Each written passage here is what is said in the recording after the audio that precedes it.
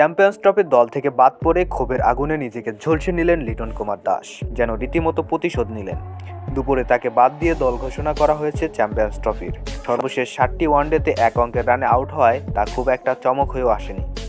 আনুষ্ঠানিক দল ঘোষণার আগেই লিটন দাস খবরটা পেয়ে থাকবেন। তা যখনই পেয়ে থাকুন তখনই কি প্রতিজ্ঞায় শানিত করে তুলেছিলেন নিজেকে? দুপুরে লিটনকে বাদ দেওয়ার কারণ হিসেবে ফর্মের কথা বলেছিলেন প্রধান নির্বাচক কাজী আশরাফ হোসেন। সেদিন সন্ধ্যায় সেই ফর্মের কি প্রমাণই না দিলেন এই ওপেনার।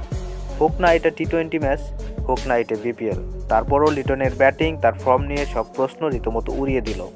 বিধ্বংসী এক সেঞ্চুরি করেছেন, স্বীকৃত টি-20তেই তার প্রথম। সেই সেঞ্চুরি এসেছে মাত্র 44 বলে, যাতে ছিল 8টি 4 ও 7টি 6। 4 রানে একটি সুযোগ দিয়েছিলেন, সানজামুল ক্যাচটি নিতে পারেননি। শেষ পর্যন্ত লিটন তাই অপরাজিতই থেকেছেন। শেষ ওভারে শুধু শেষ বলটাই স্ট্রাইক পেয়েছিলেন, সেটিও উড়িয়ে মেরেছেন মাঠের বাইরে। এক হাতে ব্যাট আর এক হাতে হেলমেট নিয়ে যখন বেরিয়ে আসছেন, লিটনের নামের পাশে 55 বলে 125 রান, 10টি 4 ও 9টি 6 করে তো এই ইনিংস বিপিএল ইতিহাসের সেরা ইনিংসগুলোর তালিকার উপরের দিকেই থাকবে।